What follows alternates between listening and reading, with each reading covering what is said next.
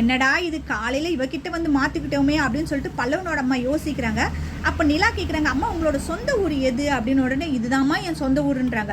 அம்மா இது இப்போ இருக்கிற ஊருமா, நீங்கள் பிறந்தது எந்த ஊர் அப்படின்னு கேட்கும்பொழுது நான் குஜராத்தில் பிறந்தேன் அப்படின்றாங்க. அப்போ உங்கள் அம்மா அப்பா, எங்கள் அம்மா அப்பாலாம் இருந்தாங்கம்மா, ஆனால் இப்போ தான் இல்லை, அவங்க இறந்துட்டாங்க அப்படின்னோடது.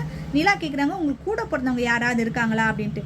இல்லைம்மா எனக்கு கூட பிறந்தவங்க யாருமே கிடையாது, பெரியப்பா பசங்க தான் இருந்தாங்க, அதுவும் இப்போலாம் அவங்ககிட்ட பேசுறதும் கிடையாது, அதனால எனக்கு யாரையுமே தெரியாது அப்படின்றாங்க. நிலா எதுக்காக தெரியுங்களா திரும்ப திரும்ப இதை கேட்குறாங்க, இவங்க நைட்டு யார்கிட்டயே பேசிட்டு இருந்தாங்க, அது யாருன்னு கண்டுபிடிக்கலாம் அப்படின்றதுனால தான் குறுக்கு விசாரணை பண்ணுற மாதிரி நிலா கேட்குறாங்க. ஆனால் இவங்க கேட்கக்கூடிய எந்த கேள்விக்குமே பல்லவனோட அம்மா சரியாக பதில் சொல்லலை.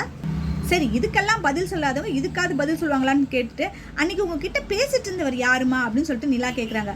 பல்லவன் அம்மாவுக்கு தூக்கி வாரி போடுது. என்ன யாரும் என்கிட்ட பேசிட்டு இருந்தா, நீ வரும்போது நான் தனியாக தானம்மா இருந்தேன் அப்படின்றாங்க. நான் வரும்போது நீங்கள் தனியாக தான் இருந்தீங்க, ஆனால் சோழன் வந்து உங்களை பார்க்கும்பொழுது நீங்கள் ஒருத்தர்கிட்ட பேசிட்டு இருந்தீங்கன்னு சொன்னார், அது யாரு அப்படின்னு சொல்லி கேட்குறாங்க.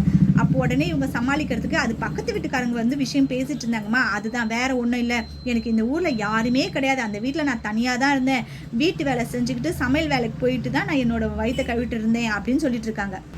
என்னடா இந்த பொண்ணு தேவையில்லாமல் குறுக்க ஏதாவது ஒரு கேள்வி கேட்டுருக்காளே, இவகிட்ட இருந்து எப்படிடா தப்பிக்கலாம் அப்படின்னு யோசிக்கும் போது தான் சோழன் உள்ளேருந்து வெளியே வராரு. ஆஹா, மாமியார் மகளும் என்ன அழகாக பேசிட்டு இருக்காங்க அப்படின்னு சொல்லிட்டு உள்ளே வந்து பேசக்கூடிய அந்த தருணத்தை பயன்படுத்திக்கிட்டு பல்லவனோட அம்மா உள்ளே போயிடுறாங்க.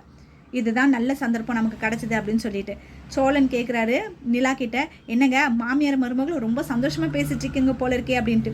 உடனே நிலா, மாமியார் மருமகளா, யார் எனக்கு மாமியார் அப்படின்னு சொல்லிக்கிட்டோன்னே, எங்க பல்லவனோட அம்மாங்க, பல்லவனோட அம்மா எனக்கு எப்படிங்க மாமியார் ஆக முடியும் அப்படின்னு. உடனே சோழன் சொல்கிறாரு, எங்கள் பல்லவன் ஏன் தம்பிங்க, பல்லவனோட அம்மா எனக்கு அம்மானா என்னோட அம்மா உங்களுக்கு மாமியார் தானே அப்படின்றாரு. உடனே நிலா சொல்கிறாங்க, உங்களுக்கும் எனக்கும் நடந்த கல்யாணமே உண்மையான கல்யாணம் கிடையாது, அப்புறம் எப்படி அவங்க எனக்கு மாமியார் ஆகுங்க அப்படின்னு சொல்லிட்டு அவங்க உள்ளே போயிடுறாங்க.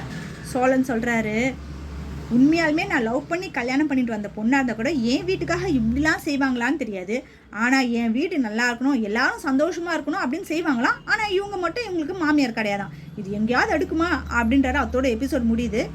இந்த வீட்டில் என்னென்னலாம் கிடைச்சது வரைக்கும் தூக்கிட்டு போகலாம் அப்படின்னு தான் பல்லவனோட அம்மா இருக்காங்க. இதுக்கு நடுவில் தான் பாண்டியனுக்காக எல்லாரும் பணம் போட்டுட்டு இருக்காங்க. இந்த பணம் எல்லாம் புரட்டினதுக்கு அப்புறமா இந்த அம்மா தூக்கிட்டு போயிடுவாங்க அப்படின்னு தான் நான் நினைக்கிறேன். நீங்கள் கதையை கண்டினியூவாக பார்த்துட்டு இருக்கவங்களாக இருந்தால் எப்படி இருக்கும் அப்படின்றத என்னோட ஷேர் பண்ணுங்கள்.